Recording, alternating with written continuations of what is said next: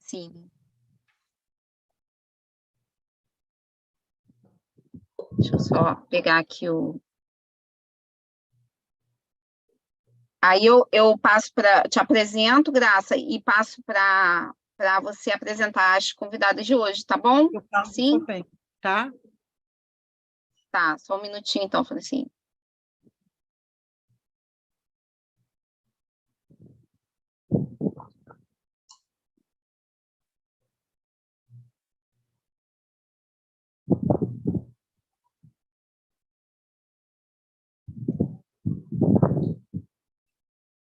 Eu tô aqui de papo, eu não fiz o que eu tinha que fazer.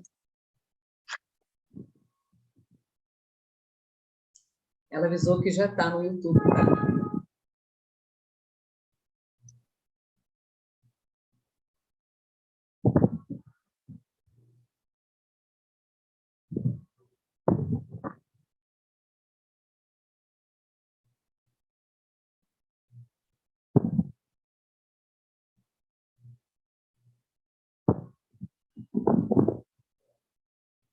Pronto, podemos. Já está no ar. Está no ar. Então, boa tarde. Eu sou Alexandra Garcia, professora da UERJ, da Faculdade de Educação. Atuo no programa de pós-graduação em Educação UERJ, no programa de pós-graduação em Educação da Faculdade de Formação de Professores. É uma alegria hoje estar aqui com vocês em mais um giro para conversar com 3 colegas maravilhosas, muito queridas, e hoje um giro muito especial, onde além da gente poder conversar sobre as narrativas, a gente também vai ter a possibilidade de conversar com pessoas que trabalham com infâncias, então é um momento muito especial para a gente no giro. O Giro, o ciclo de conversas internacionais em torno das narrativas e pesquisas na formação, ele nasce de uma ação do projeto Diálogos Escolas-Universidade, os saberes e os processos de formação docente na produção dos currículos no cotidiano, que é um projeto que eu coordeno na UERJ, que articula ensino, pesquisa e extensão, e é desenvolvido em parceria com a Universidade do Minho, no contexto do programa CapSprint UERJ, como uma das ações de internacionalização. Contamos na organização do Giro com os colegas Maria Alfredo Moreira, Tereza Sarmento, representando a Universidade do Minho, o professor doutor Antônio Carlos Amorim, da Unicamp, a professora doutora que hoje coordena o Giro, Graça Reis, e que vai também apresentar as nossas colegas.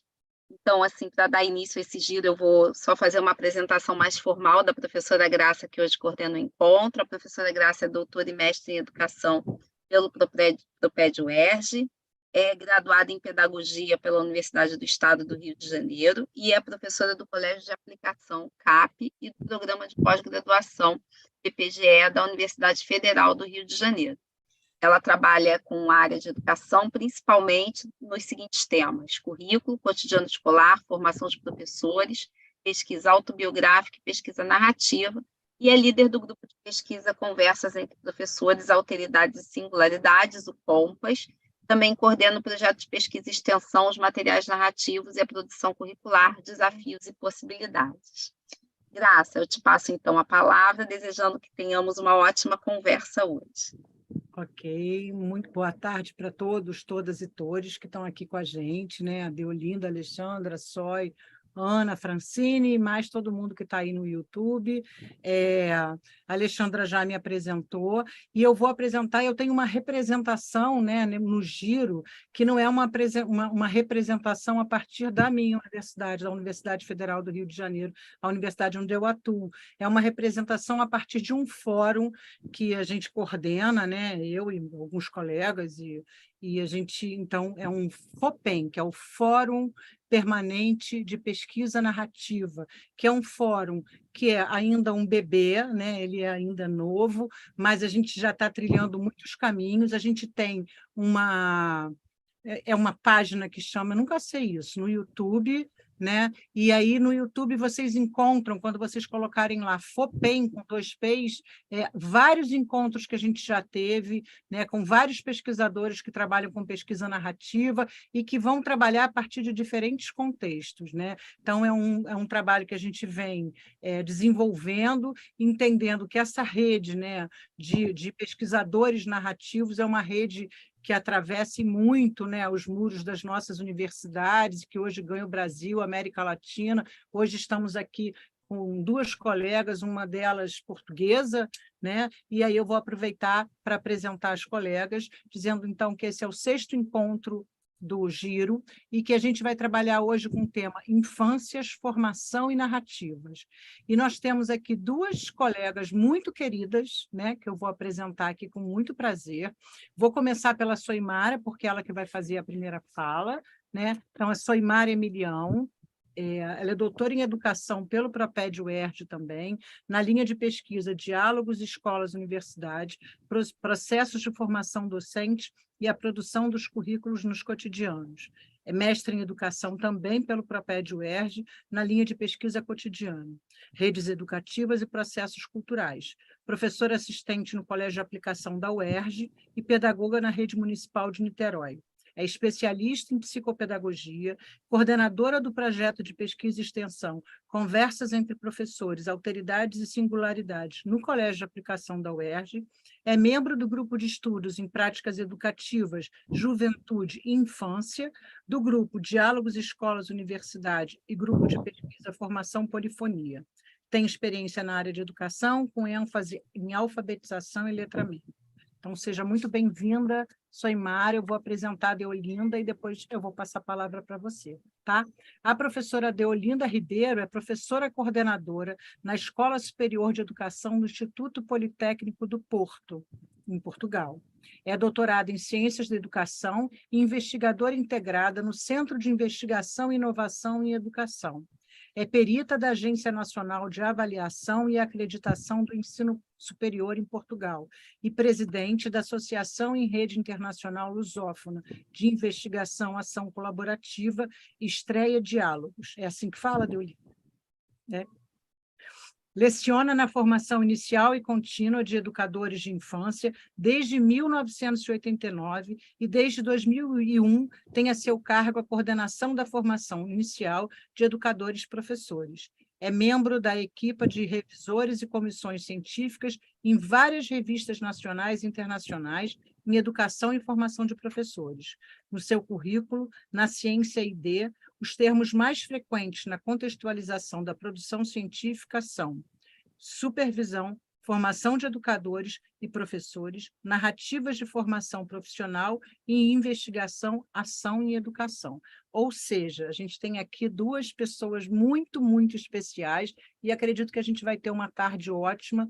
A gente combinou que elas vão ter de 20 a 25 minutos para fazer uma fala cada uma, começando com a professora Soimara Emilião, e aí depois a gente passa para a professora Deolinda Ribeiro e depois a gente abre para as perguntas, para os comentários de todos vocês, da gente que está aqui também, tá bom? Então, muito bem-vinda, Soimara, a palavra é toda sua, tá? Não, muito obrigada. Eu queria cumprimentar as professoras que formam essa roda de conversa, professora Graça Reis, professora Alexandra Garcia, professora Deolinda Ribeiro, que eu estou tendo o prazer de conhecer agora, e o público que nos assiste no YouTube, né? Eu penso que esse convite para esse 6º giro tem a ver com as pesquisas que eu fiz na conclusão do doutoramento, onde os fios da narrativa, da infância e da formação se cruzaram, né? Então, eu vou fazer uma apresentação que é um recorte da apresentação do doutorado e chamo de Heterobiografias Verbovisuais, Infâncias e Narrativas. Mas eu sinto... Opa! Vamos passar.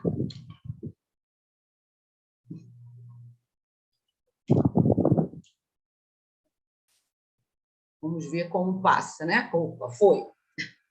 Então, mas para começar, eu sinto necessidade de dizer de que infância eu falarei, né? E a infância que tive, então vou falar da infância que eu vivi e da que eu convivo nesses mais de 20 anos de docência, que são as das áreas periféricas dos grandes centros esquecidas e apagadas das grandes narrativas. E para traçar de forma pontilhada essas infâncias, eu começo lendo 2 narrativas heterobiográficas verbovisuais. A gente acha que vê, mas não enxerga nada. A velha professora seguia aprendendo isso. Primeiro via uma menina, depois achou que via uma menina que, sem tranças, se escondia em capuz. E com essa visão parcial, acreditou que teria uma solução. Leia do engano. Hoje viu que não via nada. A menina já não usava capuz. Seu cabelo curto, com presilhas, estava lindo, mas outras chagas, profundas e dolorosas, emergiram daquelas de difícil descrição. Para essas, não havia palavras ou literatura que resolvesse. Era a dura vida em carne viva, da orfandade, da violência, do abandono e da morte e da falta. E a docente finalmente viu que não se tratava de uma menina. Ali na sua frente, pedindo ajuda, olhos firmes e secos, voz baixa e firme, estava uma guerreira, lutando para viver e existir. Deixa eu tirar aqui, que meu rosto ficou em cima da leitura. O horário modificado, a atividade outra. Alguns reclamam. A velha professora busca uma justificativa no conhecimento popular. Tudo se ajeita, gente. A gente se acostuma com tudo. O menino soturno de 9 anos, ao seu lado, protesta em murmúrios, com quase tudo. Não dá para acostumar com a violência dos traficantes, com o tiro e as armas. Ninguém se acostuma com isso, não, tio. Então, é isso, né? Eu vou falar dessas infâncias que estão localizadas na região periférica da região metropolitana do estado do Rio de Janeiro, de um modo mais específico. Nos últimos anos, eu tenho trabalhado na cidade de Niterói, áreas que são densamente povoadas, com pouco acesso aos serviços públicos, acossada pela violência policial e do tráfico. De modo mais específico, eu falo do Morro da Penha, no bairro Ponta da Areia, da Vila Ipiranga, no bairro Fonseca, do Morro do Bumba, do Sem Terra, da Travessa Iara, Atalaia, no bairro Viçoso Jardim. E mergulhada nessas comunidades, como professora, é que eu fui tecendo uma pesquisa narrativa com dupla dimensionalidade, como aponta a Clandini Connery, né? No sentido que usei a metodologia da pesquisa narrativa operacionalizando com a filosofia metodológica dos movimentos da pesquisa com os cotidianos. Mas, ao mesmo tempo, o meu corpus investigado eram o que eu denomino heterobiografias verbovisuais, que eu venho publicando desde 2017 numa página no Facebook chamada Vida de Professora. É nesse espaço virtual que eu venho narrando as experiências nesses cotidianos escolares. E o que eu chamo de heterobiografias verbovisuais, né? São escritas a partir de onde os pés dessa narradora pisaram, por isso biográficas. Entretanto, são hétero, porque trata-se da escrita de si pela história do outro. E são verbovisuais no entendimento que o verbal e o visual compõem um único enunciado, como um amálgama, né, buscando ampliar os sentidos e da experiência, não possibilitada apenas pelas palavras. A defesa é que o texto imagético, junto com o texto escrito, possibilita outros sentires pensares da experiência narrada. E são escritas porque foram sentidas como um acontecimento pela professora, né? A narrativa começa a ser pensada e escrita com o aquecimento da razão. E para o Boaventura de Souza Santos, o aquecimento da razão ocorre quando há uma alquimia híbrida das emoções, do afeto, dos afetos e da razão, aquele sentir, pensar, inscrito na luta social. E é uma escrita que, na escrita, então, há uma tessitura episódica, né? Uma fabricação criativa no tríplice presente, a partir dos escritos de Riquet. Mas essa tessitura episódica, Riquet vai chamar de tessitura da intriga. Eu nem uso esse termo, mas eu percebo que o que acontece nas narrativas verbovisuais é uma tessitura da intriga, né? Uma narração episódica que abandona a dimensão cronológica, renunciando a uma escrita que seja uma cópia do real. Desse modo, é uma fabricação criativa que assume a ficção, o uso de metáforas, buscando o não aprisionamento do narrado. E no uso do tríplice presente, tensiona, né, a noção de tempo. Então, é o presente das coisas passadas, o presente da ação e o presente das coisas futuras. E estão registradas nesse caderno inventivo, começaram a ser escritas como um escape encontrado para não adoecer desse áspero cotidiano escolar que a gente vive nas periferias. E foi caderno online porque é escrito no sacolejar do transporte público, nas indas e vindas das escolas. Desse modo, escrever no smartphone é mais efetivo e mais fácil do que num caderno físico. E também, ao publicá-las, eu faço um convite ao diálogo com os meus pares, que acompanham as postagens, e ali se trava alguns diálogos, né? Nessa trajetória de vida e de trabalho nas periferias do estado do Rio de Janeiro, conheci essas infâncias e suas experiências múltiplas, sempre originais, criativas, vigorosas, potentes, articuladas, solitárias, solidárias, sobreviventes. A velha professora encontra um grupo de estudantes em um dos corredores da escola. Uma das meninas, sapeca e alegre, lhe dá um abraço, mexe no colar da adulta e comenta com a professora, com a colega. Desculpa. Olha que cordão legal da tia, ele está glitando. A velha não entende o comentário e questiona. Menina, você acha que o colar está gritando porque ele é colorido? A criança ri da ignorância da professora e explica. Não é gritando, tia, é glitando, de glitter, porque brilha, entendeu? Esses cenários, né, são desafiadores, né?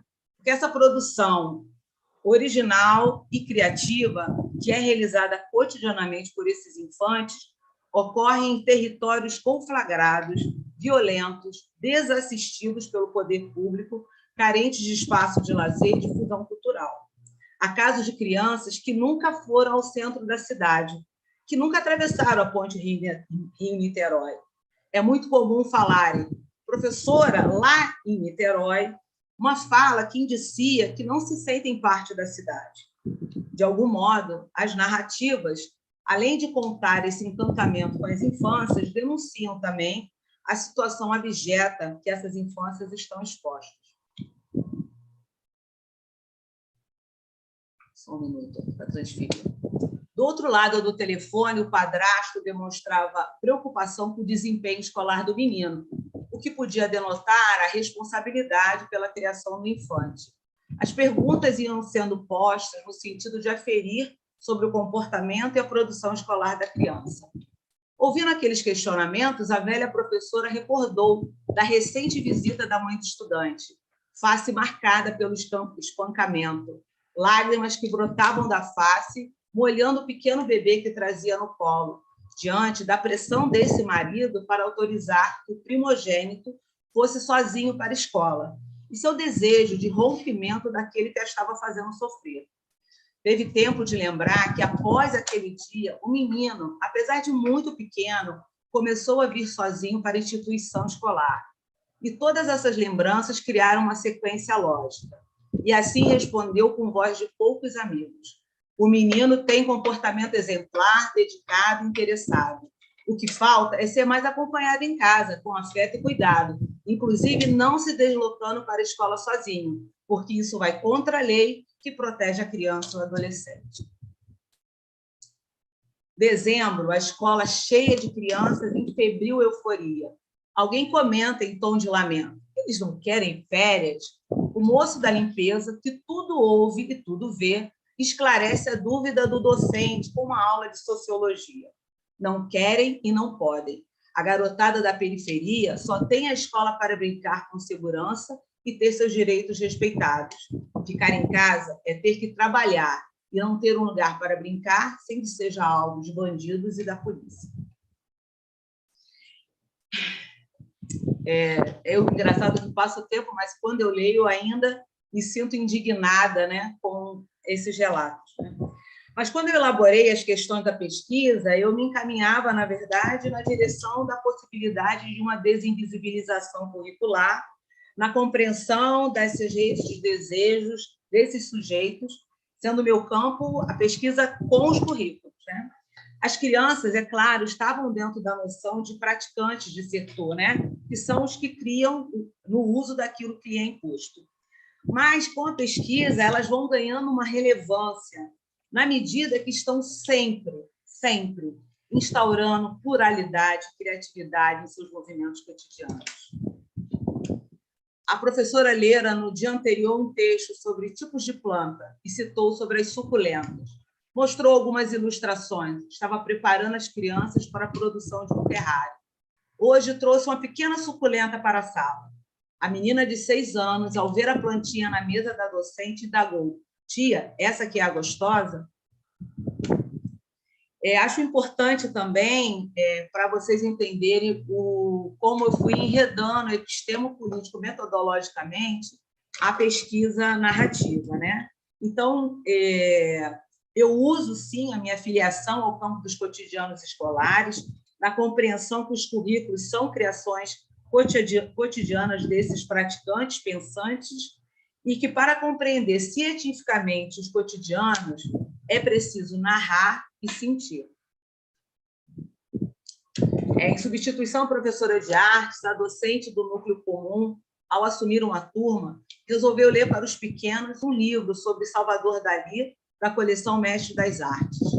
Depois de um debate sobre as obras do pintor e o que o movia às criações, propôs que as crianças de 8 anos fizessem desenhos de seus sonhos. E naquela comunidade pobre, marcada por um grande deslizamento e por mortes, a maioria sonhou em ter uma casa. Acho importante destacar o cenário dessa narrativa, que foi o Morro do Bumba, onde, há 11 anos atrás, ocorreu uma tragédia com mais de 60 mortos, alguns nunca localizados.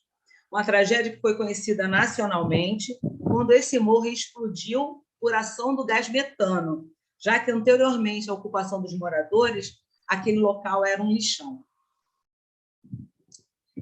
Continuando nos enredamentos epistemo-político-metodológicos, eu trabalho com a escrita de si como um dispositivo, né, que vai inventar esse campo de possíveis, a ideia do tríplice presente, que articula memórias, problematizações e sonhos, e a compreensão da narrativa como uma fabricação, uma produção criativa que Riquet vai entender como que ocorre em 3 momentos, né? O da simbologia imanente, a pré-compreensão do mundo e da ação. Então, nesse caso, eu ser uma criança de periferia me dá uma outra observação sobre aquilo que eu estou vivendo, né? A mediação entre fatores que vão incidir nessa ação, os agentes, os fins, os meios, as circunstâncias, e, por fim, a reconfiguração desses sentidos e de referências na passagem desse mundo para o texto, né? Para o texto escrito. E, finalmente, a compreensão da memória como um tempo, não como algo individual, mas como um trabalho sobre o tempo. É uma noção da nossa querida Marilene Chaui.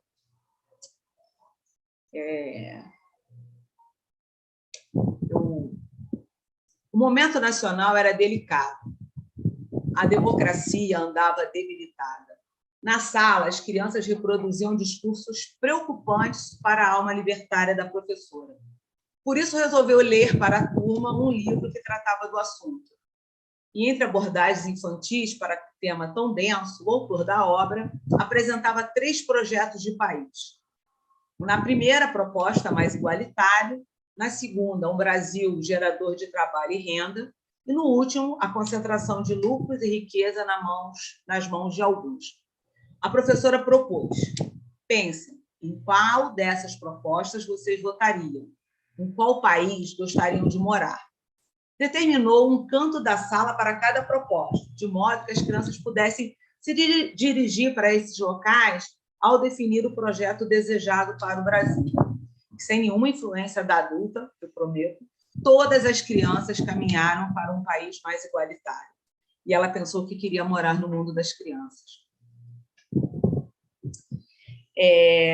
Então, a minha busca na pesquisa foi, sim, compreender as produções curriculares, discutir a potência inventiva original desses saberes e perceber se as heterobiografias, desinvisibilizando os saberes desses praticantes, podiam reencantar o fazer docente. mas eu encontro também potentes saberes infantis no enriquecimento curricular cotidiano, infâncias que pensam o mundo de forma politizada, e lógicas outras de compreensão do mundo que deslocam certezas adultocêntricas.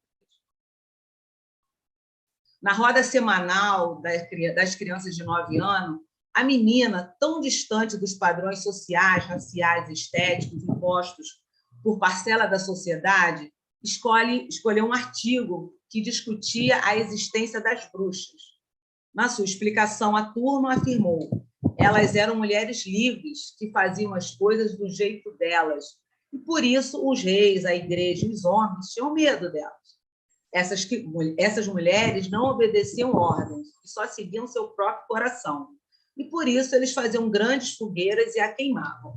Uma criança perguntou: mas existia magia? Sim, a magia delas era a liberdade, respondeu.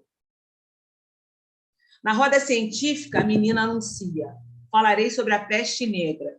Imediatamente é corrigida pelo menino de longos cabelos: não diga isso, o nome certo é peste bubônica, o termo que você usou é racista.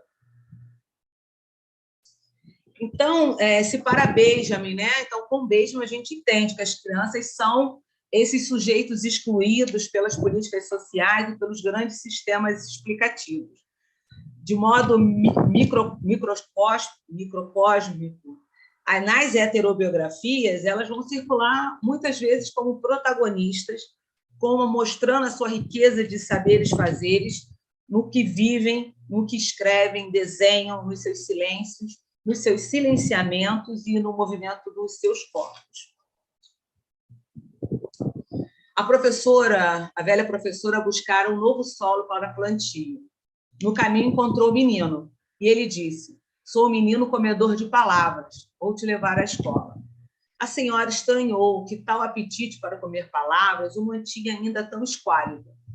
Coube o infante a explicação: não como palavras inteiras, apenas pedaços, aqueles que chamam de sílaba. Às vezes como a inicial, outras a final, e por isso não engordo, porque esses pedaços são ocos de saber e de sentido. Então, o que eu venho narrando na vida de professora, né, é um extrato minúsculo, né, microscópico, do que acontece nos cotidianos escolares. Por serem heterobiográficas, estão em diálogo com a minha rede de sentidos, com a minha subjetividade.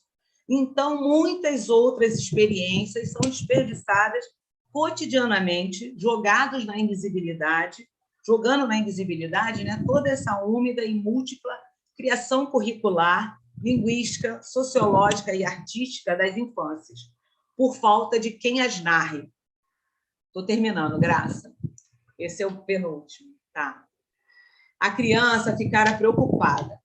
A equipe ficara preocupada. Seria a primeira vez que o menino deficiente visual teria uma professora igualmente privada de visão. Logo ele, que negara a cegueira como destino e clamava de noite por um milagre divino da alfabetização em tinta. Porém, o infante desconcerta os adultos quando afirma: vai ser ótimo, pessoal. Ela e eu vemos o mundo do mesmo jeito. Então, para encerrar, acho que eu vou ter que tirar aqui para poder ler, né? Sim, aqui está ótimo, né? Então, para finalizar, eu trago um pequeno trecho da tese, que chama Vida de Professora, Currículos como Romance em Escolas Públicas, reafirmando, então, a importância da percepção sensível das criações infantis. Elas circulam, sim, nas escolas. Se fosse possível que nós pudéssemos registrá-las em narrativas, porque são produções que colaboram com a formação docente de quem escreve e de quem lê. Eu compreendo que nessa reflexibilidade narrativa, que ocorre na narração heterobiográfica, eu me formo com elas e, através delas, eu posso afirmar posso usar Passegi, né, que vai dizer que aparo-me com as minhas próprias mãos. Né? Então, nesse trecho, né, eu penso, então, que elas colaboram com a formação docente de quem escreve, de quem a lê, como um dos modos de luta para uma sociedade mais justa e equânime. A defesa que esse trabalho faz é que as escolas públicas periferizadas são prens de muitos saberes desperdiçados e apagados pela racionalidade moderna. Para captá-los, é preciso o aquecimento da razão, do corpo e dos conceitos. Nesse sentido, é perceber o que está lá, latente, entendê-lo como potência, o que está ausente em denúncia emergente, e o que parece inatingível naquilo que está ali à mão. O aquecimento da razão, que aquece a ética, é pré-condição para a indignação ativa, aquela que age, tornando aquilo que é tolerado intolerável e possível de ser superado. Então, algumas referências bibliográficas que eu usei nessa apresentação e também na tese. Agradeço, então, a oportunidade de participar. Então, é isso. Muito obrigada, Soimara. Assim como você diz no meio da sua apresentação, que cada vez que você relê, né, os seus relatos, eu vou chamar de relatos, né? Depois a gente vai conversar sobre as heterobiografias. A gente também fica muito impactado, né? Quando a gente tem contato, e aí a gente vai conversar ainda muito sobre isso. Muito obrigada, tá, Soimara? Então, agora a gente vai ouvir, a gente também vai ter de 20 a 25 minutos para ouvir a professora Deolinda Ribeiro, e aí depois a gente, então, trançar aí uma conversa bem bacana com o trabalho de vocês dois. Muito obrigada, professora Graça. Eu quero começar a minha conversa agradecendo a todas as colegas queridas desta organização, que eu conheço algumas, e o facto de me terem convidado para participar e poderem também escutar a minha narrativa. Portanto, vou então projetar algumas ideias, e não muitas, porque para mim encontro mais interesse em podermos trocar sentidos que nós construímos ao longo da nossa experiência de vida e na nossa experiência profissional. Quero também, não estava no meu currículo, ou na minha nota biográfica, porque eu não enviei, mas quero também dizer que eu estou a formar professores e educadores de infância. Sou educadora de infância, a minha primeira formação, e trabalhei com crianças antes de poder ajudar outros a formarem-se para esse objetivo. Trabalhei com crianças durante 9 anos. As minhas histórias começaram muito antes de eu estar na formação de educadores e de professores. Vou então projetar aquilo que trouxe para partilhar com as colegas e os colegas.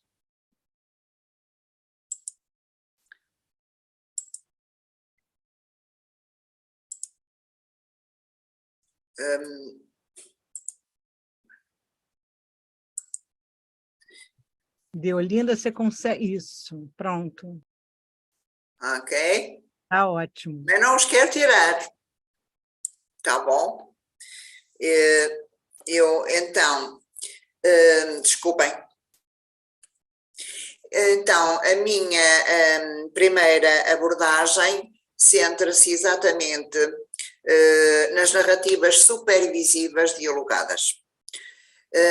Sendo este o 6º encontro, tendo como, digamos, linha de orientação para a nossa reflexão a infância, a formação e as narrativas, eu trouxe aquilo que mais tem sido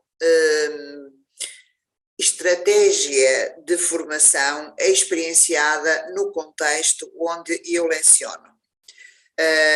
Quero, para contextualizar porque este diálogo, e que eventualmente podemos mais tarde fazer aqui alguma analogia com esta colaboração do diálogo com a heterobiografia, mas será para uma conversa posterior à minha primeira as notas que eu trago aqui, e portanto quero contextualizar que os futuros docentes, quer para a educação de infância, quer para o ensino elementar no Brasil e primeiro ciclo ensino básico em Portugal, fazem as suas práticas de estágio em contextos em que a própria organização dos estagiários nesses contextos já incentiva a colaborar na aprendizagem e na formação. Eles estão em pares de formação com um professor experiente ou com um educador de infância experiente e corresponsabilizam-se pelo trabalho educativo dessas crianças. Então, eu vou clarificar os conceitos que trouxe para o título da minha apresentação inicial, nomeadamente a narrativa. Todos já temos vindo a problematizar, até porque este giro de conversas tem como foco as narrativas, portanto, com os sentidos que cada um dos colegas que intervêm lhe dão. Neste sentido, eu gostaria de reforçar a ideia que está subjacente ao uso da narrativa enquanto estratégia para formar professores. Significa um relato de acontecimentos vividos, como acabamos de agora escutar com a colega Zoe Emilial, na sua apresentação. São acontecimentos vividos ou apenas observados pelo autor ou pela autora da narrativa. E, em nosso entender, esta pode assumir a natureza escrita, explicitando os quadros de referência na análise da experiência e contextos onde a ação teve lugar. O que significa que, quando o narrador escreve uma narrativa, individualmente vai procurar significar aquilo que foi a sua experiência, aquilo que está a relatar, aquilo que vivenciou ou que observou. Há um autor espanhol, que é o Contreras, que a propósito das narrativas, ele diz que a narrativa evidencia também um conhecimento paradoxal, ou seja, situado entre o saber, o que fazer e aceitar o não saber. E é interessante pensarmos que quando nós escrevemos um texto, seja ele um relato sobre um acontecimento, seja ele uma notícia que queremos comunicar a alguém, o nosso pensamento está num trabalho, muito sistemático a organizar o que pensamos e a forma como nos comunicamos. E nesse exercício de refletir o que vamos comunicar e como vamos comunicar, já está aqui um trabalho de reflexão muito intenso. Nesta medida, eu vou também ser capaz de paulatinamente expor aquilo que eu não fiz, porque eu não sabia, tive dúvidas. Mas alguém, se calhar, ao ler o que eu escrevi, poderá ter aqui um significado diferente, poderá dar feedback e ajudar-me com o meu não saber. Portanto, esta é uma perspectiva que subjaz às narrativas que são trabalhadas efetivamente com os nossos futuros docentes.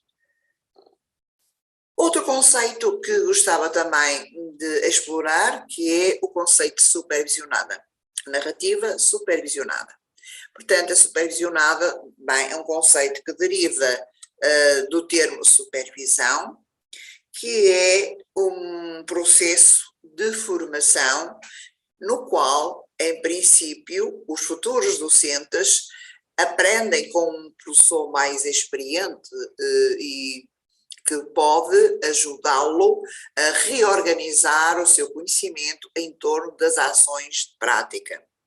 E nesta supervisão, porque se trata da prática educativa, ela é designada pedagógica, portanto, sendo o objeto da supervisão, são os processos pedagógicos em que estamos envolvidos. E então a supervisão pode ser entendida como teoria e prática de regulação dos processos de ensino e de aprendizagem no contexto educativo formal. Eu digo formal porque se trata de facto de estágios que ocorrem em contextos da escola formal, daquela que está integrada na lei portuguesa.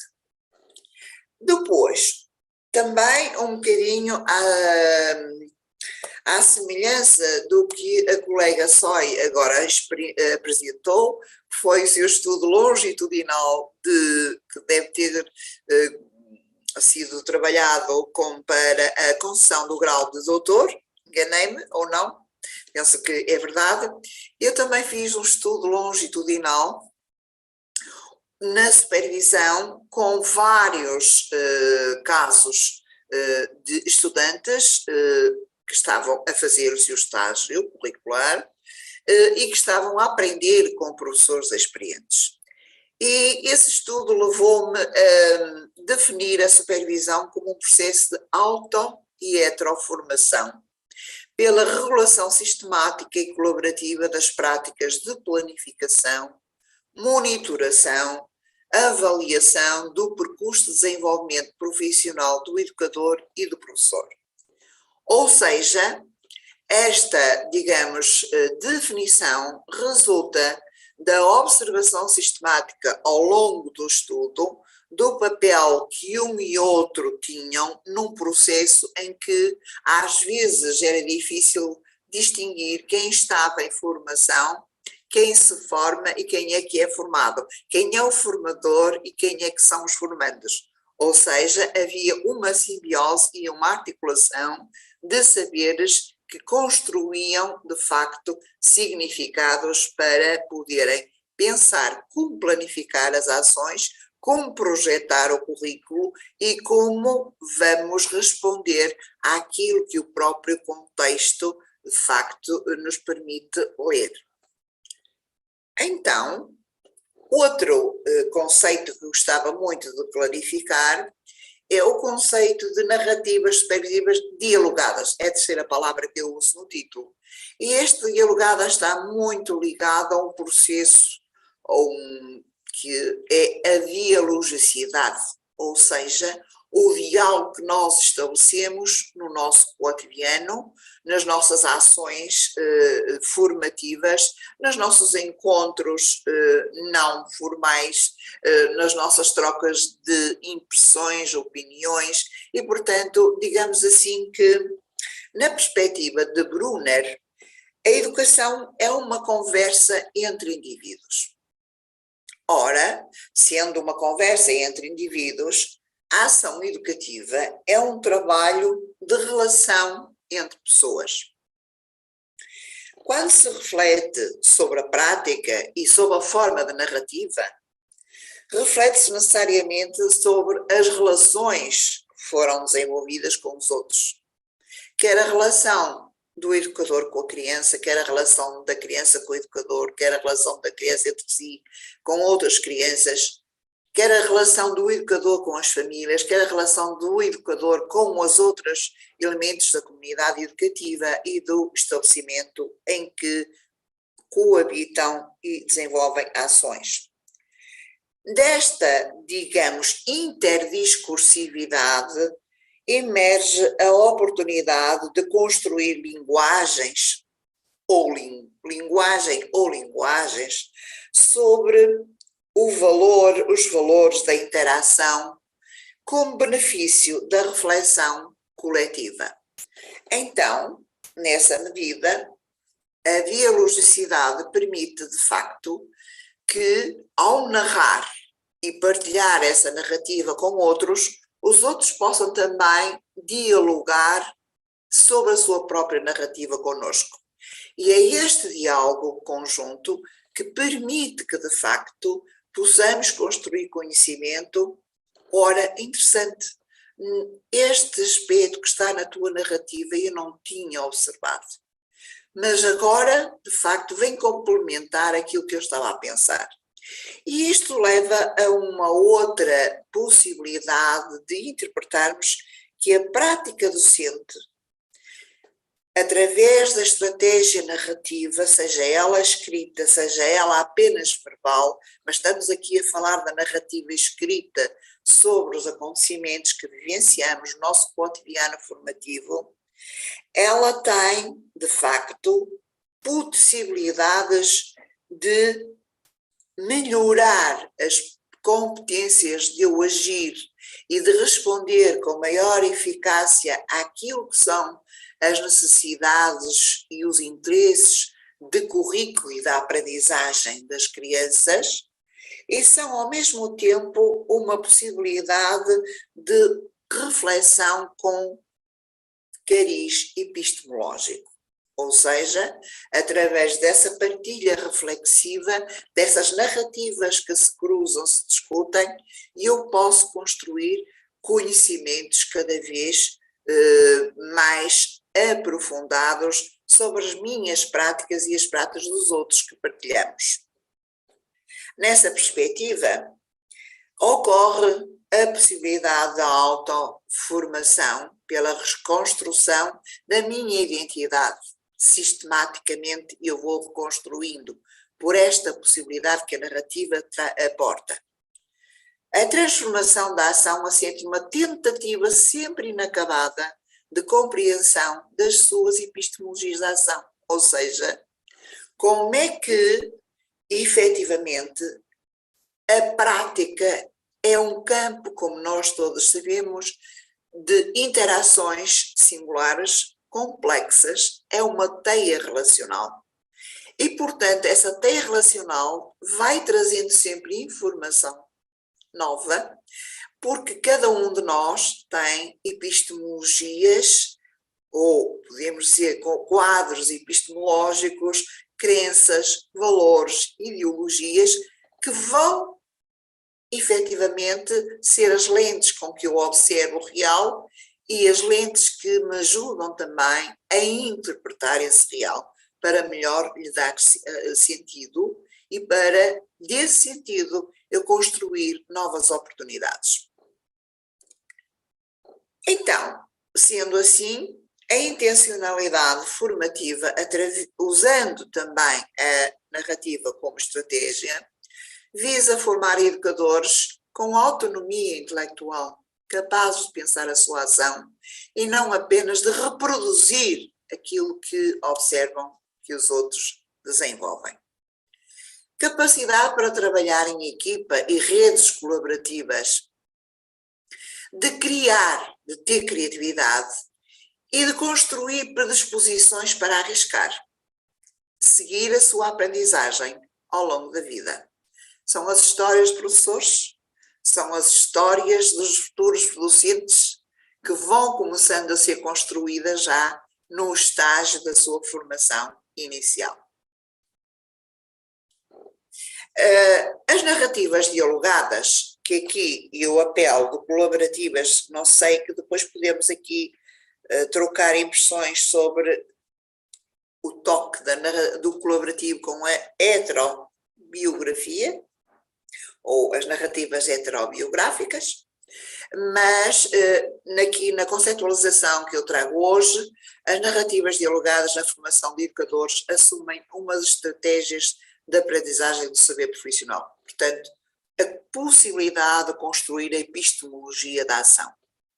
Por apresentarem possibilidades formativas, tal como outras, nomeadamente o estudo de caso, os portfólios reflexivos e o diário individual. Portanto, aqui, de facto, são também, similar, potencialidades de construção do conhecimento ou da epistemologia do saber profissional. A pesquisa, de facto, é uma indagação sistémica e autocrítica.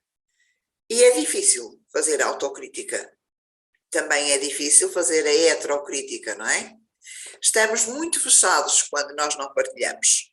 Por isso, os nossos estudantes incentivamos a que eles partilhem, primeiro com os seus pares de formação. Porquê? Porque entram emoções, alguns receios, alguns cuidados. Se eu disser isto, se calhar a minha professora que me está a orientar na prática não vai entender muito bem, mas tu vais entender melhor.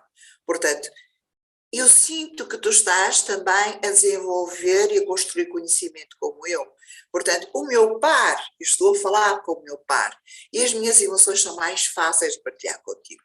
Portanto, não são os quadros negros digitais, nem a digitalização de conteúdos ou a dotação de infraestruturas informáticas e as promessas de rapidez tecnológica que podem substituir as vantagens da reflexão partilhada entre pares de formação e formadores. É nisso que nos implicamos, com diferente grau de certeza e incerteza. Eu vou dizer isto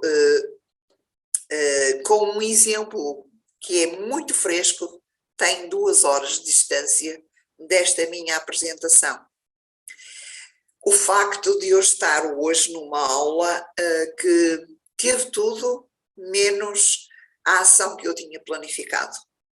Porque eu encontrei um grupo de pessoas, bastantes, 20 e muitas pessoas, que estavam com necessidade de libertar emoções e, portanto, estavam a perder a certeza e a procurar caminhos para se equilibrarem. E, portanto, a minha tarefa narrativa verbal que me passaram levou a que eu, enquanto docente, se escutasse a narrativa, percebesse os sentidos que estavam a dar a essa narrativa e entrasse num diálogo que pudesse encontrar o equilíbrio e construir a autoanálise e a heteroanálise. E foi isso que eu fiz. Portanto, não estou a falar de uma narrativa escrita, mas estou a falar de uma narrativa verbal que teve muito impacto e ainda bem, porque a aula começou de uma forma e acabou numa outra, mais confortável para todos. Portanto, as narrativas, muitas vezes, não só as escritas, mas também a narrativa que rapidamente temos que construir para podermos reorganizar aquilo que nos parecia que estava certo e estava incerto. E, portanto, a prática é isso mesmo, lidamos com muita incerteza no cotidiano, quer com as nossas crianças no jardim de infância ou na escola elementar, quer com o ensino superior. Somos todas pessoas. Bom, então entrou-se aqui assim um exemplo. Eu posso passar as colegas para a linha de baixo para ver melhor este exemplo? Assim? Pode ser? Obrigada. Eu não entendi. Então vai. Diga? Eu não entendi o que você pediu. Eu pedi para passar a imagem para a linha de baixo para podermos ter mais texto. Pode ser? Sim, eu não consigo passar. Eu passei. Ok. Desculpa, Deolinda. Não faz mal, não faz mal. Então, o que aqui trago é um pequeno excerto de como a escrita dialogada sobre uma determinada atividade que aconteceu no contexto do jardim de infância, e a atividade tinha como, digamos, conteúdo construir fantoches, brincar com os fantoches. Eu acho que quem não está tão familiarizado com a educação de infância ou a educação pré-escolar, como é designada na lei em Portugal, de facto, brincar é a profissão das crianças nessa idade. E é através da brincadeira que elas vão construindo aprendizagens numa perspectiva global, numa perspectiva integrada e integradora. Então, o que é que sucede? Sucede que de tempos em tempos as 2 estagiárias ou os 2 estagiários que estão com o docente experiente na prática, contextualizado na prática docente, se observam entre si, enquanto que um está mais dedicado a desempenhar determinada atividade, a acompanhar as crianças, a incentivá-las, etc. O outro elemento do par, está mais, embora participe na atividade, mas está mais no papel do observador, intencionalmente combinado entre os 3, digamos, elementos que estão na sala de atividades com as crianças, para que possam, de facto, sobre a mesma situação, gerar entendimentos, gerar sentidos que possam partilhar. E escrevam isso nas narrativas. Portanto, aqui eu vou-vos ler, e fiz um círculo à volta daquilo que me pareceu mais relevante destacar, um excerto da narrativa da estagiária que esteve a observar a seu par que estava a participar com as crianças. E diz assim: os comportamentos das crianças nesta atividade não foram muito diferentes da atividade da expressão plástica analisada numa reflexão anterior, em que as crianças mostraram dificuldade ao nível da iniciativa, autonomia e criatividade. Contudo, verifiquei que nesta atividade as crianças estavam mais empenhadas. Esta evolução de conduta, na minha perspectiva, encontra-se relacionada com a variedade de materiais que a ESS, que é o seu par, colocou à disposição das crianças, com a motivação criada para a tarefa e também para o facto de fazerem apenas as que estavam motivadas, ou seja, as crianças que estavam motivadas.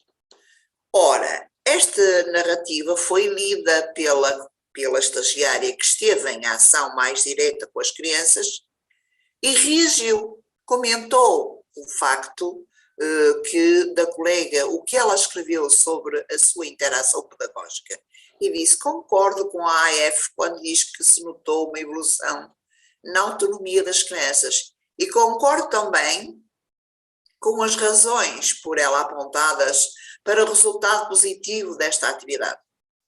A AF já apresentou de forma clara o seu argumento justificativo para a atividade ser realizada em pequeno grupo. Acrescento ainda que a minha intenção foi que as crianças tivessem mais tempo para explorar os materiais, permitindo-lhes uma melhor organização, dar-lhes espaço e eu própria ter mais disponibilidade para observar. Ora, perante estas duas narrativas, a última pessoa que faz o seu comentário é a educadora experiente ou o professor experiente, que é responsável pelo grupo de crianças. E espera-se, de facto, que a narrativa dessa pessoa, porque é experiente, traga informação adicional que ajude as estagiárias a melhorar a sua forma de olhar a prática e de a reorganizar.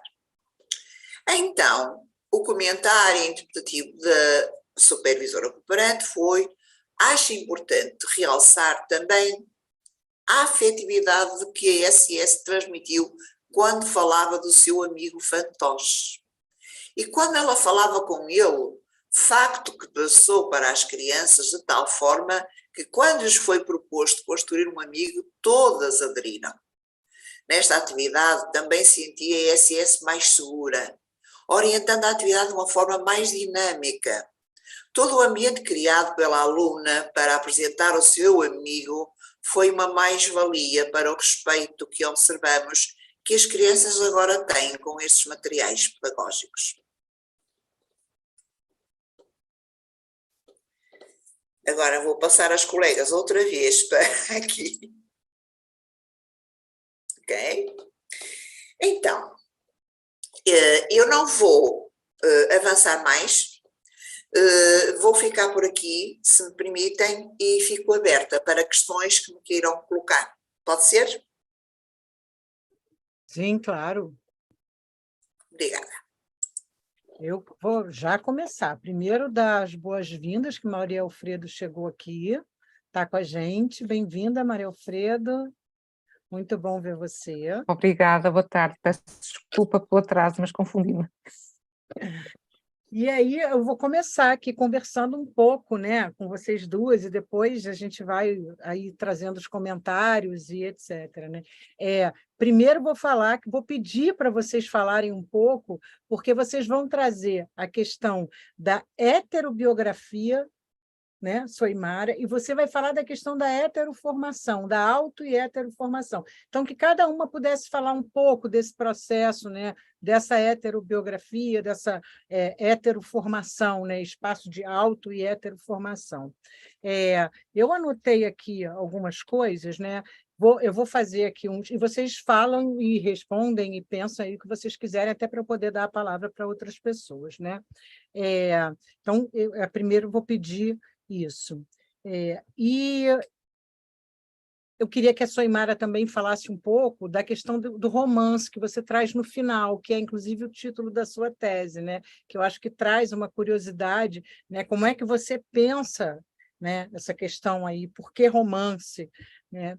E uma outra coisa que eu sempre penso quando leio, né, o seu material é que quando a gente está trabalhando vou falar de mim, assim, quando eu estou trabalhando com a narrativa, eu acabo trabalhando sempre com a voz do outro, assim, né? Eu trago uma conversa minha com essa voz do outro, né? Ou seja, uma fala, você traz sempre essa voz do outro já a partir da sua voz. A gente sabe que quando a gente traz para a nossa pesquisa, né, a gente está escolhendo o excerto, ou seja, essa voz do outro já está completamente impregnada da gente, né? Mas, de qualquer maneira, você já faz essa opção de trazer sempre essa voz do outro a partir da sua voz. Eu queria que você falasse também um pouquinho disso.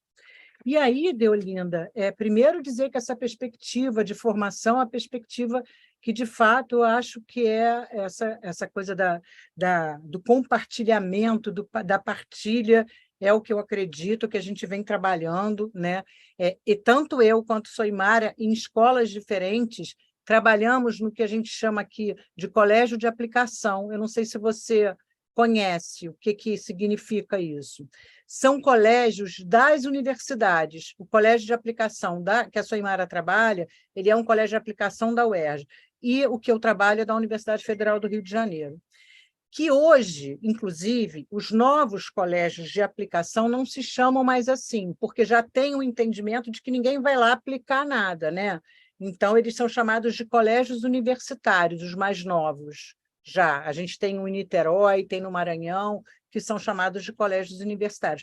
E aí a gente tem essa possibilidade de fazer um pouco desse trabalho que você traz, porque a gente recebe as estagiárias, né, as licenciandas e licenciandos aqui, no meu caso, pedagogia, a maioria são mulheres, e a gente tem na nossa carga horária, como professora de educação básica, um tempo semanal que é um tempo dedicado a essa licencianda. Então, por exemplo, ela assiste a aula e a gente pode fazer essa troca que você traz ali no excerto a fala da estagiária, a fala da professora e a fala da supervisora, né?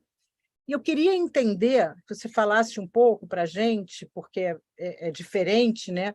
Como é que você leva essa professora, ela está com você na universidade também, para que você possa fazer essa troca, porque essa troca na formação é que é fundamental, né?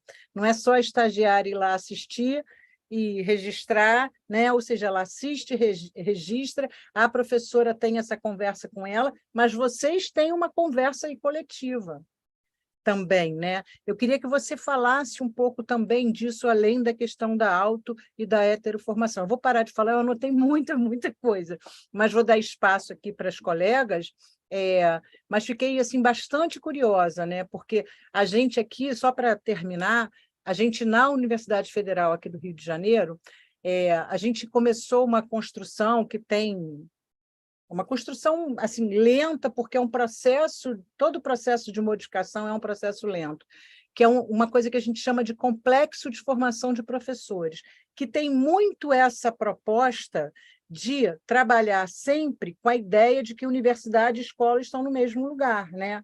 E que o Nova veio para cá, ficou um tempo aqui na universidade, fez um trabalho, né, nas licenciaturas, fez um trabalho aqui junto ao complexo, né, desse aparecimento, e ele vai falar, que é a partir também de outros autores, da ideia de terceiro espaço, né, que é como se não é a universidade, não é a escola, e que não é um espaço físico, né? É isso que você cria aí no seu trabalho, né? E que a gente fica também tentando criar nos colégios de aplicação. Então, é isso, gente. Vou parar. Não sei se a Alexandra ou Maria Alfredo querem trazer questões agora, ou se a gente espera as duas fazerem uma primeira fala. Eu até queria fazer pelo menos uma questão agora, assim, questão não, né? Conversar com as colegas, com Soimara e com Deolinda. Aliás, boa tarde, Maria Alfredo. Porque eu acho que tem a ver com algumas questões que você já destacou, Graça, de repente elas podem contemplar, né, na mesma fala. Não sei se vocês estiverem de acordo, claro. Uma assim, com relação à Soimara, né, e tem muito a ver com essa questão da heteronarrativa que Graça destacou, mas tem a ver com uma outra coisa que tem me interessado particularmente, que eu acho que é o investimento que nós temos feito também, principalmente a partir do encontro do campo das pesquisas com os cotidianos e com as narrativas, que é um investimento naquilo que a gente pode chamar de ficção, né? Ficcionalizar o vivido, né? E que isso tem uma função, né, política epistemológica para a gente.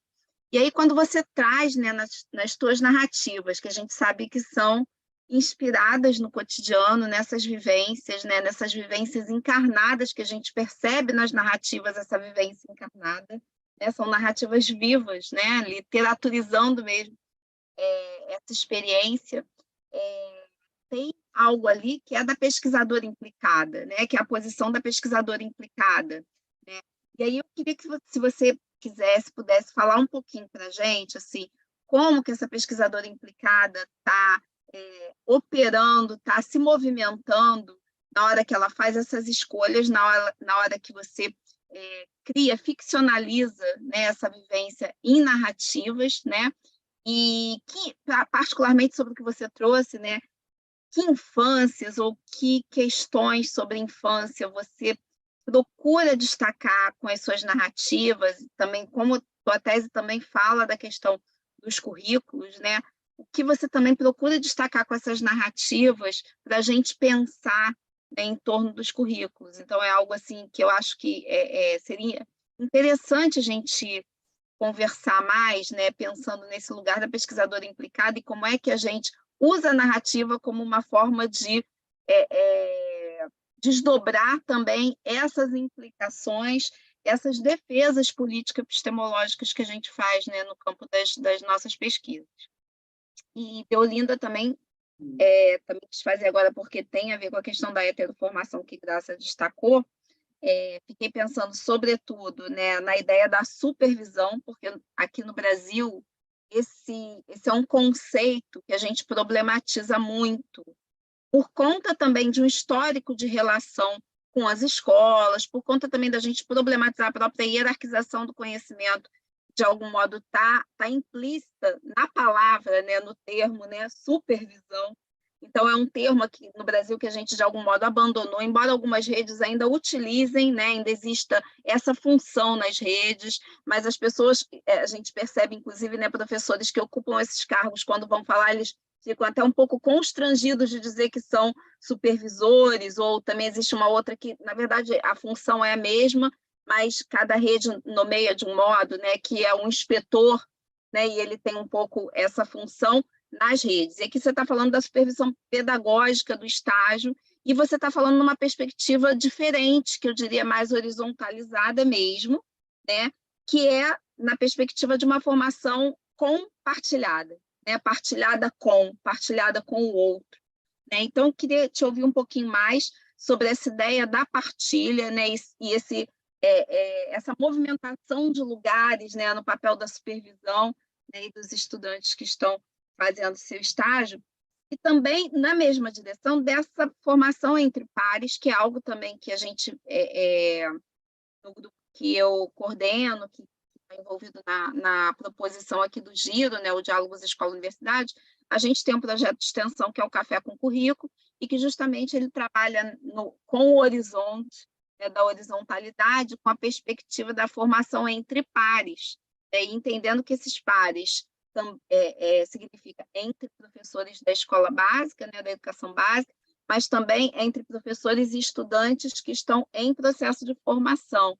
Então, eu queria te ouvir um pouquinho mais dessa ideia dos pares, né, no estágio, né, dessa formação partilhada, principalmente no que você fala, no que ela assim, favorece ou facilita, né, em termos da partilha das emoções, de se sentir mais à vontade, né, com o colega, né, não se sentir sob julgamento, né, de alguém que está te avaliando ali, que não deixa de ter uma avaliação, né, a gente viu ali no exemplo que você trouxe das narrativas, entre as estudantes, mas muda alguma coisa justamente por elas estarem ali nessa perspectiva entre pares. Então, eu queria te ouvir um pouquinho mais também sobre isso. Seriam essas duas questões assim, para conversar. Então, eu posso começar, Deolinda, a responder? Sim? Porque eu acho que todas as perguntas elas acabam tendo um encaminhamento só, né? Então, Graça pergunta por que heterobiografias. E eu vou no Antônio Cândido para buscar essa noção, né? O Antônio Cândido vai dizer que na literatura, que ele faz essa análise na literatura, a experiência pessoal vai se confundir com a observação do mundo e a autobiografia, para se tornar uma hétero, no sentido, então, da história simultânea dos outros, da sociedade, sem sacrificar o filtro narrativo poético. Então, é a partir disso, né, dessa compreensão de Antônio Cândido sobre as autobiografias, que seriam, sim, relatos históricos, que eu vou entrelaçar, então, com o Sertor. Sertor foi, antes mesmo do doutorado, como a gente brinca entre a gente, o meu orixá de frente, né? Foi aquela pessoa com quem eu segurei na mão para continuar, talvez, sobrevivendo na escola, né? Sertor é um cara que os escritos de Sertor vão me dando muita força para permanecer, né? Quando ele fala das brechas, quando ele fala da possibilidade do praticante estar introduzindo sempre novidades e resistência. Então, para Sertor, né, a literatura seria uma forma de você ter o discurso teórico dos processos históricos, né? Então, para ele, sem o romance, não há historicidade. Então, eu juntei essas duas noções, né, para pensar no romance, no currículos como romance. Então, quando eu narrava de forma literaturizada as narrativas, as vivências, né, as heterobiografias, a partir de Sertor, eu posso entender que ali, né, na história de vida do protagonista, na ação principal, na evocação da memória, havia uma historização que poderia ser pensada como ou um currículo em circulação ou um possível de currículo, na noção de Carvalho, né? Então, por exemplo, quando o menino fala sobre racismo, né, ele me evoca a ideia de que eu preciso tocar nesse texto, nesse assunto, porque esse assunto, de alguma forma, esse currículo já está circulando ali naquela sala de aula. Então, a ideia da heterobiografia vem do Antônio Cândido, que eu faço uma costura com a ideia, então, do romance de Sertor. E por que eu escolhi, então, você fala da pesquisadora implicada, né? A pesquisadora foi pesquisadora sem perceber que estava pesquisadora. Assim, na verdade, foi um processo, assim, vocês sabem, né? A Graça e a Alexandra sabem, que eu comecei a escrever mesmo para ter um HD externo de tudo aquilo que eu via vivendo na escola, né? Eu queria tirar de mim todas aquelas histórias que ficavam em mim, né? E me adoeciam, inclusive. Então, a partir dessa ideia do Sertor, né, do romance, falei, então, por que não escrever? Eu não gosto de usar esse termo, mas é o que a Rita Rives gosta de dizer, pequenas crônicas sobre isso, já assumindo aí, Graça, eu vou explicar porque a voz do outro está sempre atravessada por mim. Porque aí, com Sertor, eu vou entender Freud, né? Porque eu sempre vou falar do outro através das minhas redes. Então, eu já assumo que elas são frutos da minha subjetividade, que elas estão implicadas com a minha emoção, com os meus sentimentos ali, né? E a ficção, né, que eu vou entretecendo na medida que eu já não tenho mais preocupação de uma escrita que observe, né, que seja uma descrição, uma cópia do acontecido, né? Porque a minha ideia, no caso da formação, é reencantar o fazer docente, porque essas coisas acontecem em minutos, são assim, segundos que a criança fala aquilo, e que se você não criar um nexo causal, aquilo se perde. Então, é preciso você criar uma atmosfera para você introduzir.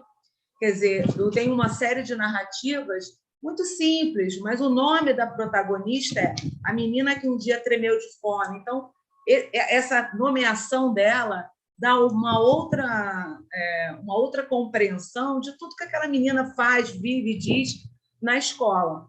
E com isso, assim, a tese também foi um pouco para me analisar, para entender que tudo que eu vejo na escola, tudo que eu capto, está relacionado com a minha estrutura de sentimentos. Há outras coisas que acontecem que eu não consigo ver, não consigo perceber, porque elas não acionam a minha subjetividade, a minha singularidade.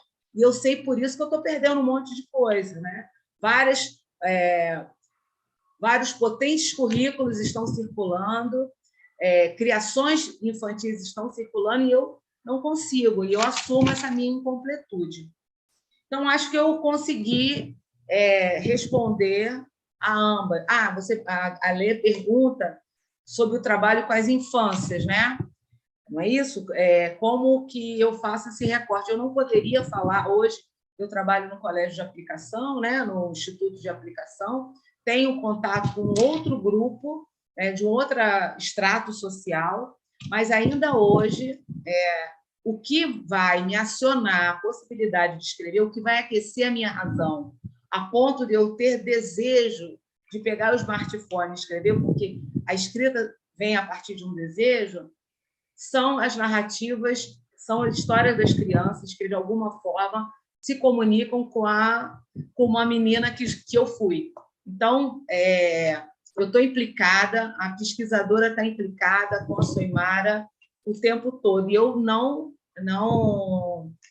vejo problema nisso, né? Eu assumindo a minha entrega, a minha subjetividade nessas narrativas.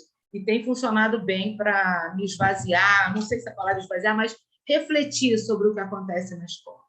Acho que eu consegui responder o que vocês me perguntaram.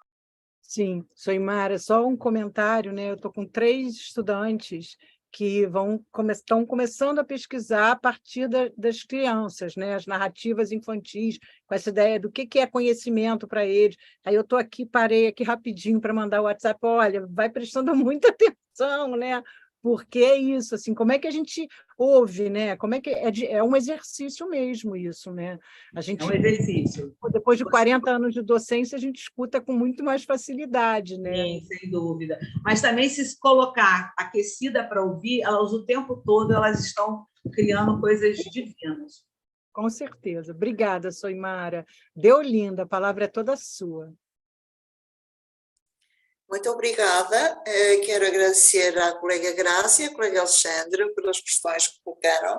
Não sei se vou responder com o direcionamento que é esperado, mas vou procurar ser simples e trazer alguns exemplos para explicar uma das questões, que é a heterobiográfica e a colaborativa. Eu penso que naquilo que já apresentei como mote para esta reflexão, quando a narrativa ela passa para o outro e é lida e relida e é comentada, ela está já num processo de auto e heteroformação, de auto e hetero, digamos assim, construção. No entanto, também quero salientar aqui um aspecto, nós estamos a falar de narrativas escritas, mas as narrativas escritas muitas vezes são antecedidas por narrativas verbais. Ou seja, tal como vocês a certa altura também explicaram que é uma prática no Brasil, após o desenvolvimento da ação, há sempre uma reflexão sobre os aspectos que podíamos identificar como tendo sido benéficos para aquela criança, para aquela nem tanto, e precisamos de melhorar e encontrar outras estratégias. Portanto, isto é refletir após a ação, não é? Isso não impede, digamos assim, a narrativa verbal existe com sistematicidade entre os 3 atores que estão mais próximos e existe também com sistematicidade semanal com os supervisores da escola de formação, que é o Instituto, neste caso, Politécnico do Porto, num seminário que reflete essa mesma prática. Portanto, há sempre a possibilidade de haver colaboração na reflexão, ou seja, eu empresto a minha ideia para tu melhorares a tua e eu estou a colher a tua para melhorar a minha. É interessante que num dos casos que estive a estudar, no momento da reflexão verbal, pós-ação, havia uma discrepância entre a informação que a informação que passava entre os três elementos, sendo que a menor informação estava na pessoa mais experiente, que era a pessoa, digamos, responsável pela classe, pelo grupo, como queiramos designar. Mas a professora experiente tinha a noção que, ao escutar as estudantes, havia aspectos que ela não sabia. E disse assim: olha, a menina não se importa de me trazer esse texto para a semana, eu gostava de ver, porque há ideias que eu ainda não tinha pensado nisso. Ou seja, aqui ocorre necessariamente heteroformação. E heteroformação que não é só entre pares que estão no mesmo nível de desenvolvimento, mas heteroformação também com os profissionais experientes. Portanto, não há dúvida nenhuma que o facto de haver narrativas verbais, narrativas escritas, elas melhoram em muito o conhecimento que cada um é capaz de construir comigo, ou eu e o outro. O outro também consegue construir através de mim. Por outro lado, e gostei muito da explicação que a colega Graça deu do papel que desempenham nas funções do seu dia-a-dia nos colégios. Quer dizer que em Portugal, nós durante algumas décadas do século passado também tínhamos chamadas escolas piloto, onde os estagiários iam fazer digamos assim, o seu estágio, trabalhavam com profissionais experientes e faziam o seu estágio. E estavam próximos da escola, quer dizer, a certa altura houve uma reflexão a nível nacional e questionou-se muito essas escolas piloto, e sendo o único local de estágio para os estudantes da universidade ou do Politécnico. E portanto, porque consideramos, a certa altura, que era quase como um laboratório. Esta imagem de laboratório começou a não satisfazer uma grande parte da comunidade científica que se dedicava à formação docente.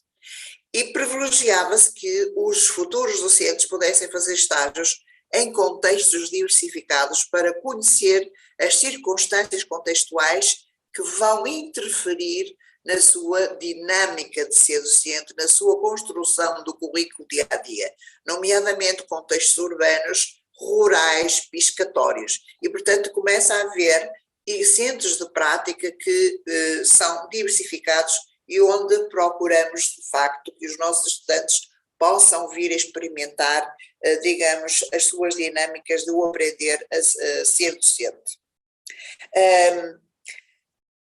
A narrativa é a tal conversa, é uma conversa, mas não é uma conversa por conversar, ela tem intencionalidade. Ou seja, daquilo que eu partilho com o outro, essa conversa deve ter na sua gênese objetivos de construção do conhecimento.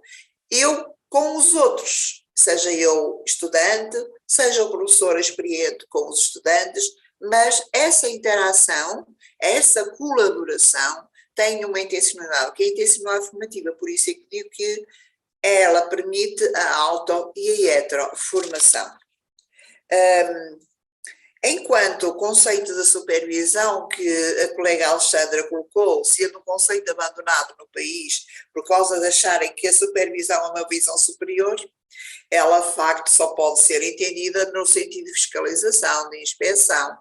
E eu sei isto muito bem porque tive duas mestrandas que orientei no Brasil, que eram inspetoras, exatamente, e que foi difícil desconstruir e procurar que o conceito fosse compreendido em outros contextos formativos e com outra intencionalidade.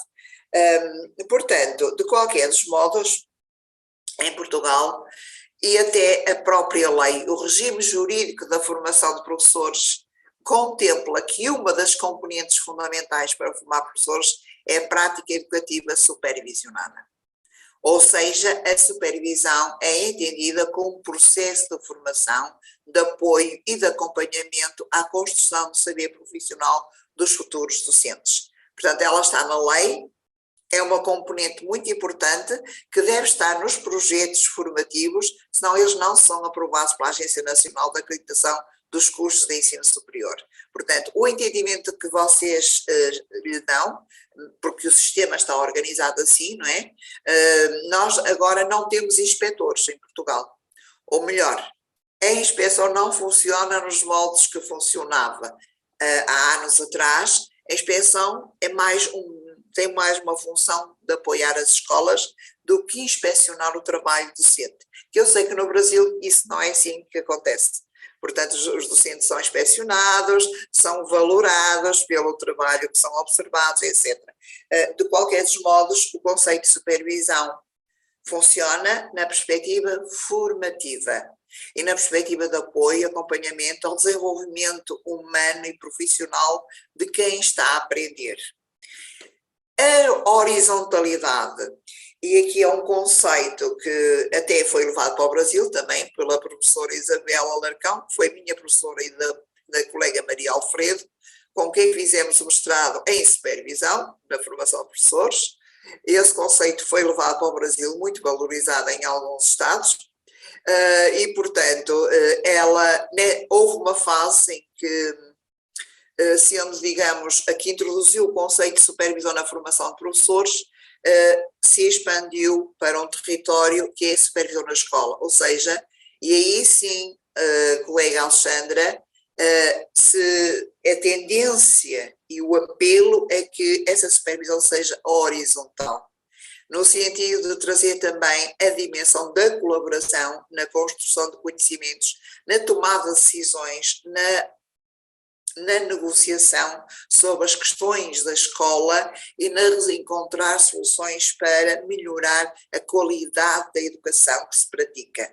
Identificando o que é problema, se é que se pode considerar problema, e pensando nas hipóteses de o resolver. Portanto, é uma supervisão perfeitamente horizontal, mas tem o cariz exatamente de promover a formação ao longo da vida. Neste contexto também da supervisão na escola.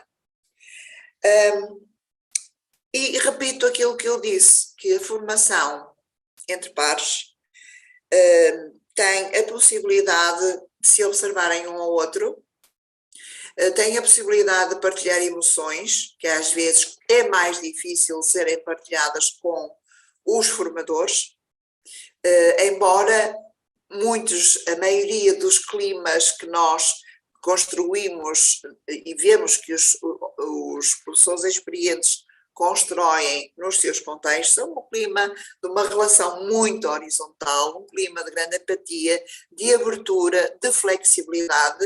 Contudo, a gente sabe que, falou muito bem nesse aspecto, Alexandra, os processos são todos avaliados. Embora possamos dar mais valor aos processos do que aos produtos, há um produto que tem que ser, porque o sistema obriga, não é? Temos que pôr lá uma classificação.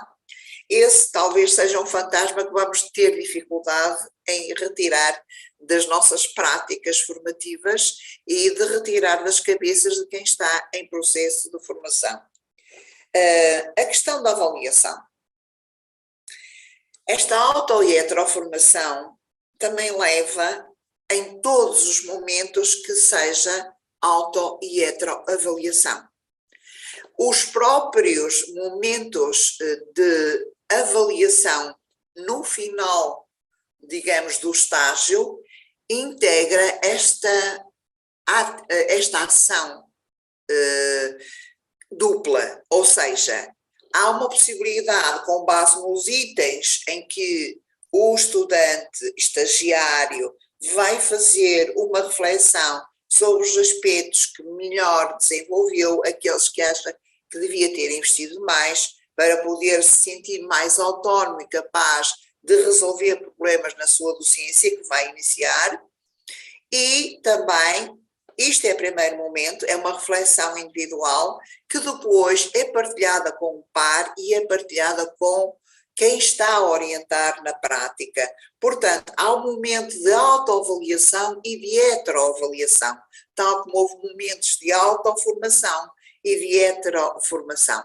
Porque consideramos que mesmo este momento final, que às vezes é assim, um momento de um diálogo incrível que dura muito tempo, mas que é importante escutar o ponto de vista dos outros, este momento acaba por ser também um momento formativo. Não só um momento de avaliar o processo, mas de trazer alguns aspectos que nas narrativas de cada um podem ser consideradas como mais uma oportunidade também de aprendizagem e de formação. Eu não sei se respondi a tudo ou se querem que me alongue, mas penso que neste momento não tenho mais nada a dizer. Eu achei ótimo, sei a ler, né? Obviamente, isso tudo que você traz, a gente busca fazer lá, mas é isso. Eu não trabalho diretamente na formação inicial, eu não dou aula na formação inicial, né? Eu dou aula para as crianças e lá em cima na pós. Mas trabalho com a licenciatura, com a formação inicial, porque no Brasil agora, nos cursos na graduação, tem uma obrigatoriedade da extensão. Acho que 20% do curso precisa ser feito na extensão, né? Ou seja, você precisa fazer atividades e trabalhos e participar da extensão. Então, a gente acaba tendo muitos estudantes, muitos, inclusive, estão aqui assistindo a gente hoje, né? Que são o que a gente chama de extensionistas. E o bacana, Deolinda, ouvindo você falar, é que a gente, apesar de não trabalhar na formação inicial, a gente faz há muitos anos um curso de formação continuada, né, que chama Conversas entre Professores, porque tudo que a gente faz chama conversa isso, conversa aquilo, mas que a gente tem tido, esse ano foi a primeira vez que isso não aconteceu, imagino que seja por causa ainda, né, a gente que ainda está tomado de pandemia, mas a gente tem mais de 200 inscrições a cada vez que a gente faz o curso, porque o curso ele tem essa perspectiva, né? Tem sempre um professor de educação básica que vai levar um tema específico de educação básica, mas esses professores e esses estudantes que estão lá, né, o movimento é que ele seja essa ideia que você traz da horizontalidade, né, e dessa conversa, né? E que é muito bacana, porque são as situações, inclusive, que eu falo que são os dilemas cotidianos que a gente vive como professor, com os nossos estudantes, crianças, né? No caso, né? Porque somos todas professoras dos anos iniciais, e que nessa relação é isso que você traz, a gente vai ouvindo o outro e vai pensando a nossa prática, e pensando que essa não é uma solução definitiva, mas é uma solução que eu posso, né, dá para trabalhar com determinado estudante. Então, assim, eu queria dizer para você que esse movimento que você traz, que é o movimento que a gente faz, Soimara está fazendo no CAP também, né, Soimara? Começando os cursos, é um movimento que, de fato, assim, é minha aposta, que você falou da epistemologia, que a gente vai lá, tem as nossas crenças, né? Você chamou de... agora eu anotei, são umas lentes, né? Você chamou... que são as nossas lentes. Assim, de fato, assim, é o que eu acredito como formação, né? E é uma pena que a gente...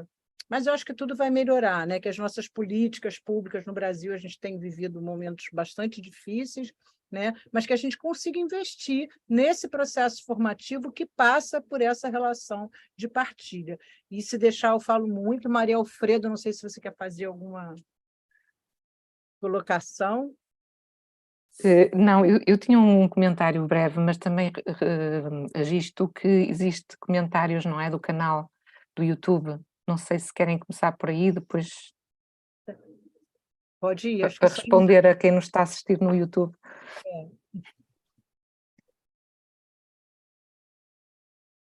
Soimara, você vê lá no YouTube? Sim, sim. Tem duas questões eu achei importante comentar, porque é o movimento no campo, né? Então, no campo dos cotidianos escolares, você não entra no campo, você está no campo, você está imersa no campo, né? Então, quando eu estou no campo, eu estou no campo o tempo todo, né? Eu vivo aquilo intensamente, né? Com o aquecimento da razão, entendendo que ali tem pessoas que estão para me ensinar. Então, eu estou sempre aberta, porque uma das perguntas fala que ela conta, né, que ela precisava registrar, mas com o fluxo do cotidiano ficava difícil. E eu realmente, quando eu estou vivendo aquele cotidiano, eu estou tão intensa que eu não registro nada. Então, quando eu sento no ônibus para vir para casa e tal, o que emerge dessa experiência, eu tenho uma necessidade de escrever sobre aquilo. Várias coisas aconteceram, mas o que emerge não é apenas partes daquilo que, de alguma forma, me tocaram, que me atravessaram na ideia da experiência laotiana. Então, quando a gente chega em casa, que aquela história não sai da tua cabeça, aquilo te tocou, te atravessou e aquilo ali precisa ser escrito. Porque a gente precisa selecionar tudo que a gente vive na escola, né? E a Márcia, obrigada. É só colocar aqui, eu vou ler a questão, né, o que a professora trouxe. Ela diz assim, Cristiane Barroso Dias: ontem tentei escrever na hora uma fala de uma menina na escola. Quase não consegui devido às urgências do cotidiano. Voltei e pensei, preciso registrar isso. Isso. Né? Quando você volta e aquilo volta dentro de você, aquilo precisa ser registrado, porque, de fato, aquilo mexeu com você, né? Então, não é tudo que eu anoto, né? Aliás, na escola eu não anoto absolutamente nada. Eu acho que o sacolejo do ônibus vai me dando a ideia do que eu preciso registrar, mas tem coisas que vêm muito fortes, e essas coisas são as que vão me atravessar mesmo. O outro comentário da Márcia, se você me permitir, eu leio, né? Ela fala, né, que, como pesquisadora, ela fala, incrível a fala, tem sentido isso na minha pesquisa, como pesquisadora me permite conhecer a minha subjetividade. E aí também volta a questão da ficção, porque nos estudos das escritas de si, os pesquisadores dizem que, quando a gente usa a ficção, a gente consegue revelar aspectos escondidos da nossa psique, coisas que você não falaria num relato. Com o uso da ficção, você se permite se expor. Então, eu fui percebendo que eu estava me expondo, né, de forma muito sutil, em todas as narrativas tem uma exposição da minha subjetividade. Hoje eu assumo isso. O próprio Freud vai dizer, né, que a escrita, a partir da ficção, pode ser um processo de cura, né? Um processo de se reconectar com o seu inconsciente. Então, as escritas, né, as heterobiografias, elas ainda têm essa função psicanalítica, né? De você também se reconectar com a criança que você foi e perceber que aquilo que te toca é aquilo que toca essa criança que mora em você.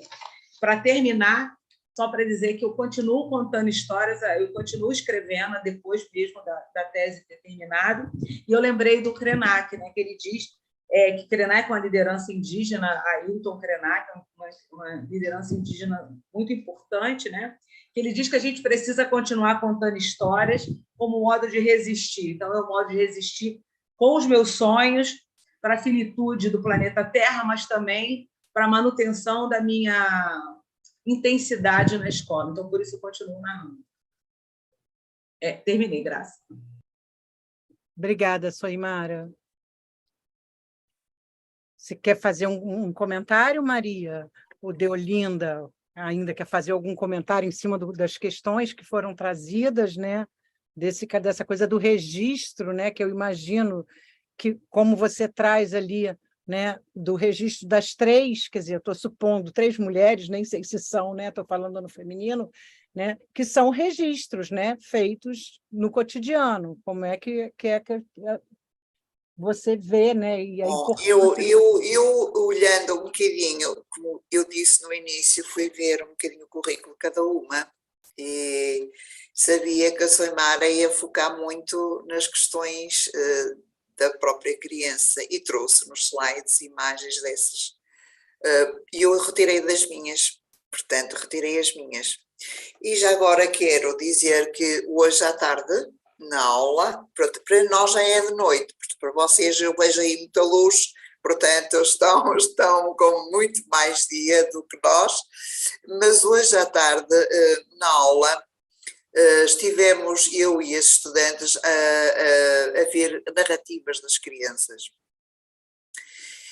E eu fotografei algumas, disse assim, olha, eu hoje acho que vou meter aqui, porque aqui dá para perceber que a narrativa da criança traz muita informação para vocês, como vocês estão aqui a analisar, e traz a informação para o orientador cooperante. Nós chamamos a figura de orientador cooperante, também está legislado, que em Portugal está tudo muito legislado, a função de cada um, desculpem, é que realmente o orientador cooperante é aquele que está na sala com os estudantes e com as crianças, isso tudo. E então foi muito interessante, nós tivemos, porque a criança fez assim, as crianças fizeram assim, na parte da frente da folha, fizeram o desenho representativo daquilo que queriam expressar, mas depois não queriam estragar o desenho, que achavam muito bonito. E então escreveram nas costas da folha o que é que queriam dizer. Eu disse, eu já não vou ter tempo de mostrar estas narrativas, porque estas narrativas entram em diálogo com as nossas estudantes, futuras docentes e com a orientadora cooperante. E interessante que eu agora estava aqui a pensar que muitas, eu não sei bem, não percebi bem o que é que vocês querem dizer com ficcionado. E essa é uma questão que eu gostaria de ver mais clarificada. Porque as narrativas das crianças, se é o que eu estou a pensar, eram ficcionadas. Porque algumas faziam desenho com os animais que elas gostavam, mas os animais não eram totalmente da mesma espécie, porque voavam e tinham escamas. Tinham asas, mas andavam debaixo d'água. Portanto, e isso para mim é ficção. E eu não sei se estas narrativas a que a Simara estava a referir, ficcionadas, têm a ver com esta ficção que eu estou aqui a apresentar, portanto, que nós interpretamos. E acho muito relevante uma das questões que nós defendemos muito são as teorias da participação. A participação na aprendizagem por parte das crianças.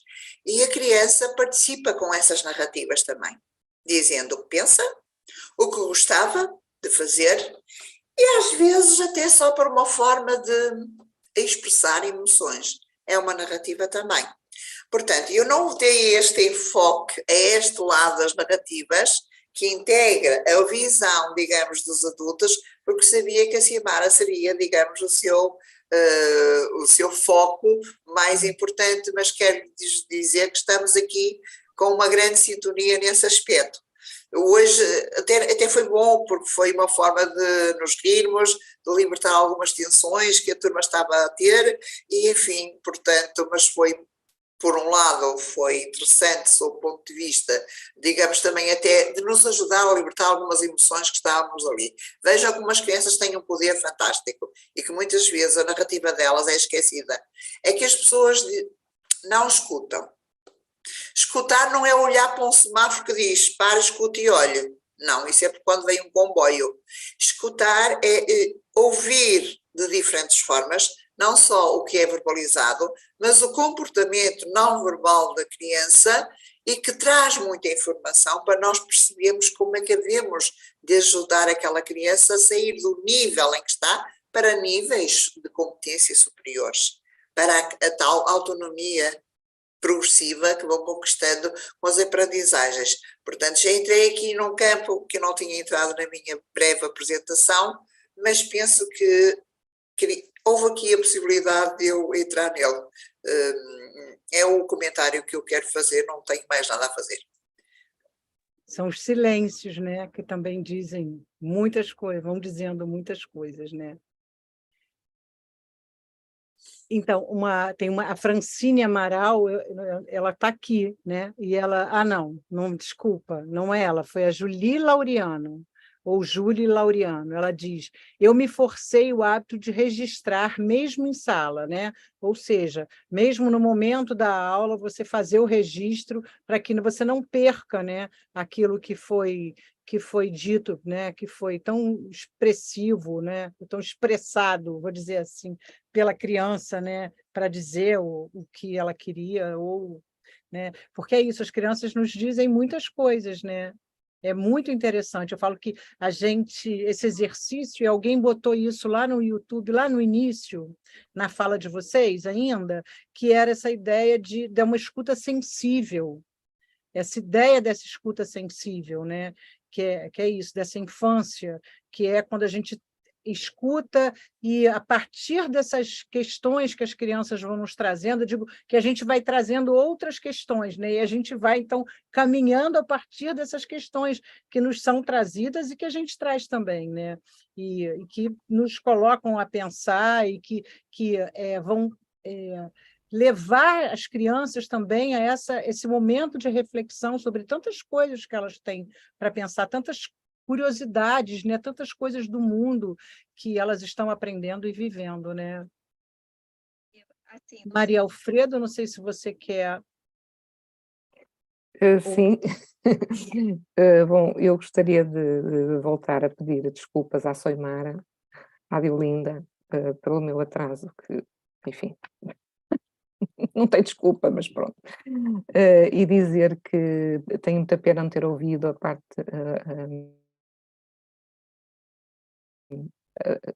da Soimara, estão a ouvir bem? Sim? Ainda ouvi bastante a Diolinda, mas tenho também a felicidade de conhecer o trabalho de uma e da outra. E, portanto, daquilo que eu também gostaria, o que é que eu gostaria de comentar? Eu gostaria de comentar aquilo que me parece interessante no trabalho de uma e da outra, que foi apresentado hoje. Como eu digo, não vi o da Soimara, mas antecipo o que foi, não é? Porque conheço. Acho muito interessante aquilo que a Soimara, aquilo que é a sua experiência, não é? E que também foi no fundo, reforçado nos comentários no YouTube da Márcia, do Júlio Laureano, este espaço da narrativa como um espaço de resgate da teoria. Acho que esta é uma ideia forte no trabalho da Soimara, que muitas vezes não sei, não prestamos muita atenção, mas ela hoje foi muito clara nisso, não é? E fez-me lembrar aquilo que Bell Hooks já dizia nos anos 90, em 1991, que era a teoria como um espaço de cura. Isto é, eu encontrar isso foi nas palavras da Soimara, quando ela falava que começou a escrever no fundo, para curar tudo aquilo que adoecia, não é? Que a tornava doente. E, portanto, isto leva a que, de facto, a teoria a narrativa seja um espaço onde nós resgatamos a teoria e a teoria ajuda-nos a curar. E que teoria é esta? Não é? E aqui leva-me a Ken Zeichner, não é?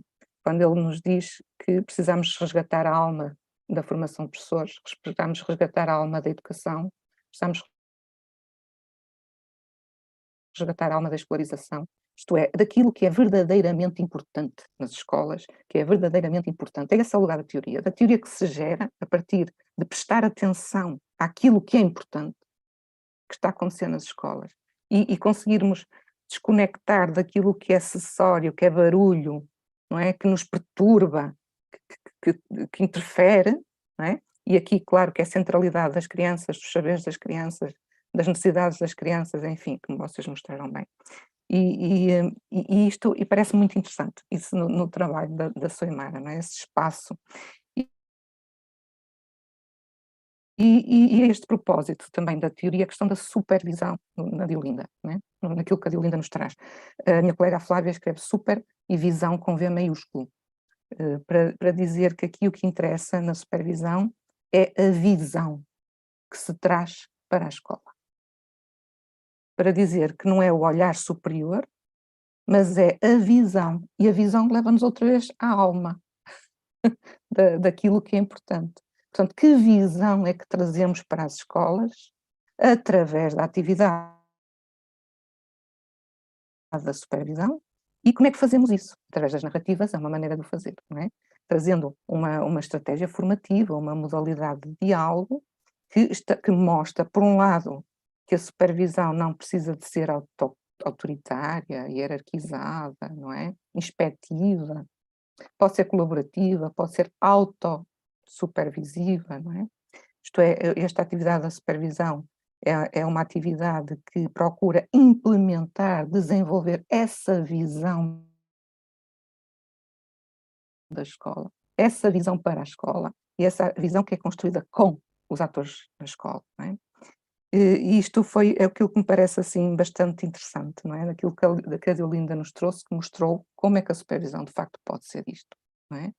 E pronto, eu ficava por aqui e obrigada, sim, e obrigada às duas, à Soimar, obrigada à Deolinda terem aceito estar connosco hoje, obrigada Graça pela moderação, obrigada Alexandra pela organização, obrigada à Francina e à Ana também por nos ajudarem. Uma boa tarde.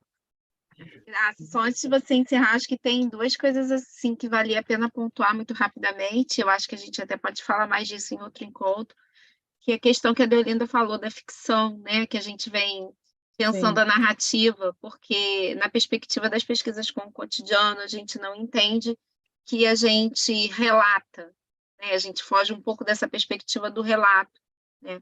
E ao mesmo tempo que a gente questiona a ideia de uma verdade, de uma realidade, né? Assumindo toda a subjetividade do pesquisador quando está em campo. É algo que não é um problema no campo das pesquisas narrativas, porque o rigor, ele, sobretudo, é um rigor que se dá pelos princípios políticos, epistemológicos do que a gente faz com a pesquisa, né? Sobretudo. E aí a ficção é no sentido de que a gente não transcreve sempre, né? Dependendo do contexto, claro, né? Do modo como a pesquisa está sendo realizada, aquilo que a gente escuta. Então, Soimara escuta uma criança, né, uma fala, ela não vai transcrever aquela fala tal qual, né, ela vai literaturizar aquela fala, né, em forma quase que de uma crônica, e alguns de nós usam recursos assim, né, muito no sentido do que Nilda Alves falava já no início dos anos 2000, de literaturizar a ciência, assim, sem perder o teor, né, do que até foi a pergunta que eu fiz para a Soimara, né, sem perder o teor daquilo que você, como um pesquisador implicado, está querendo apontar com o que você traz, né, e ao mesmo tempo usando essa narrativa para desinvisibilizar, né, isso que está presente nos cotidianos, né, potencializar isso que está circulando nos cotidianos e que às vezes é tão fugidio que nos escapa. Então, eu acho que é muito nesse sentido que hoje a gente vem se aproximando dessa discussão da narrativa e da ficção. E, ultimamente, a gente tem feito alguns estudos no meu grupo, a partir do pensamento de Sertor, quando ele vai discutir o próprio campo da psicanálise, né, e o papel da ficção, né, e toda a discussão que tem em torno da ciência e do conhecimento que se produz via narrativa, né, pela via narrativa. E a outra coisa assim, que eu acho muito interessante na perspectiva do que vocês vinham falando sobre as narrativas infantis, e sobretudo pensando, né, o papel do estágio, mas também da própria docência, como é que as narrativas infantis nos deslocam, né, porque elas nos interrogam. Eu lembrei que quando eu era estagiária na educação infantil, eu estava cantando uma música dessas que a gente canta na escola, não lembro exatamente qual era, e fazendo o gestual que a música pedia. Eu acho que era cabeça, ombro, joelho e pé. Acho que era essa. E a criança ficou me olhando assim, parada, prestando muita atenção. Quando eu terminei, eu, né, toda animada, né, a professora toda, né, sorrindo. Quando eu terminei, ela disse assim, essa música parece legal. Então, assim, eu parei, gente, isso não está fazendo nenhum sentido. Então, assim, aquilo me interrogou, né, e a fala da criança tem muito essa capacidade de nos interrogar, né, de nos deslocar, e com isso também nos colocar em um movimento, né, de formação. Eu acho que é algo que a conversa hoje com vocês, eu já quero aproveitar esse momento para agradecer muitíssimo a participação da Soimara, da Deolinda, e a coordenação de Graça desse encontro de hoje, nessa conversa, a participação de Maria Alfredo. Também agradecer aqui a Ana Clara Consentino e Francine Amaral, que hoje estão nos ajudando aqui com as salas do Zoom e do YouTube por esse momento. Acho que foi uma conversa muito gostosa, né? Como tudo que envolve a infância acaba sendo, né? Acaba nos fazendo sorrir e lembrar, assim, né? Sobretudo aquilo que nos aproxima dessa infância nas escolas, né? Então, quero agradecer muitíssimo a vocês, por essa tarde de hoje, tarde para nós no Brasil, noite em Portugal. Aqui são 2 para as 4, quase 4 da tarde, quase a hora do chazinho, mas está um calor. E muito obrigado, Graça, muito obrigado por hoje. Já deixo aqui, Graça vai finalizar, mas já deixo aqui o convite para o próximo encontro do Giro, que vai ser no dia 25/11, vai ser coordenado pela colega Maria Tereza Sarmiento, e nós vamos contar com a presença do professor Hervé Breton e da professora Elsa Lechner. Então, aguardo vocês também no dia 25 de novembro, daqui a poucos dias, para mais um Giro. Obrigada, Alexandra. É um excelente convite, né? E eu queria, então, fechar falando, né, que a gente foi e voltou, mas a gente volta aí numa questão que é a questão da escuta, a escuta sensível, né? Da escuta dos nossos estudantes crianças, da escuta dos nossos estudantes adultos, né? Desse processo de formação que é compartilhado, né? E que, por isso, precisa da escuta, né? É necessário que a gente exercite essa escuta sensível. Então, queria agradecer imensamente sobre a Deolinda, olha, eu olhei aqui ao mesmo tempo, agradecer a Deolinda, né? Agradecer a Soimara, as estudantes que estão aqui com a gente, a Ana Consentino e a Francine Amaral, a presença da Maria Alfredo, né? A Alexandra, com toda a organização, né, que ela vem tendo, e deixar aqui um comentário, né, que foi feito, que uma professora ou estudante ela vai dizer: há momentos que tiram fôlego nessa docência, né? Um mar de possibilidades, aprendizagens, saberes, ainda não saber docente. Né? E uma pergunta, né? A pesquisa narrativa é uma forma de resgatar a epistemologia do Sul? A gente vai ter que deixar essa pergunta para um outro giro, né? Porque a gente já terminou aqui. Vou pedir, então, a Deolinda e a Soimara que se despeçam, e, mais uma vez, agradeço imensamente, né, a presença de vocês. Foi muito, muito bom. Obrigada. Bom, eu primeiro queria agradecer muito, Maria Alfredo, prazer revê-la. Eu não te cumprimentei antes, né? Mas muito bom revê-la. Eu queria agradecer muito o convite, né? É sempre muito bom colocar uma professora de escola básica para poder discutir, né, epistemologia, é um lugar que a gente precisa conquistar. Eu queria dizer para a Cristiane que a narrativa não é uma forma de resgatar a epistemologia do Sul, é uma forma de viver a epistemologia do Sul, viver diariamente a epistemologia do Sul. Então, foi um prazer, Deolinda, um prazer conhecê-la, aprender com você, e, enfim, vamos girar. Eu também quero agradecer o convite que me foi dirigido, tal como comecei hoje este giro, agradecer poder interagir, pelo menos em ecrã, com pessoas fantásticas que, digamos, eu acho que se tornou também um pouco uma epistemologia colaborativa hoje, portanto, esta pluralidade de sentidos que têm como origem a contextualização onde nós estamos a viver e onde nós estamos a praticar a educação e a formação. E muito obrigada por tudo e foi um prazer estar aqui. Até um dia. Então, Deolinda aqui, os indígenas falam em pagelança, é o que aconteceu aqui hoje, tudo junto, tudo misturado, tá? Muito obrigada, boa tarde a todos, todas e todos que estiveram aqui com a gente hoje. É isso, muito bom.